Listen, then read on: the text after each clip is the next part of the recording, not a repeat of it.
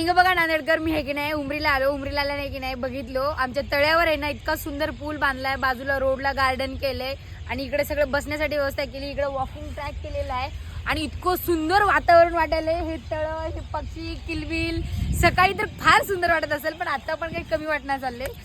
लय लय म्हणजे लय छान झाले. आणि ज्यांनी कोणी बनवलंय नगरपालिकेनं असेल किंवा कोणी असेल त्यांना खूप खूप धन्यवाद. कारण का उमरीच्या सुशोभीकरणामध्ये एक ह्याचं सुद्धा नाव येईल आणि त्या पुलाचं नाव अजून तरी मला माहिती नाही, पण माहित झालं तर तुम्हाला कमेंटमध्ये सांगा. आणि एक नंबर ठिकाण आहे, उमरीला नक्की आवर्जून आल्यानंतर बघाच बघा. बाजूला महादेव मंदिर सुद्धा आहे आणि हे सगळा पूल असा छान आणि हे पूर्ण वॉकिंग ट्रॅक आहे इकडे आणि बाजूलाच मंगल कार्यालय वगैरे आहे आणि हे सूर्य बुडता आणि नंतर हे इकडे बघा ह्या झाडावर पक्षी असे बसलेले आहेत, किलबिल किलबिल करतायत आणि हे तळं वा वा वा काय सुंदर, एक नंबर आहे आमची उमरी.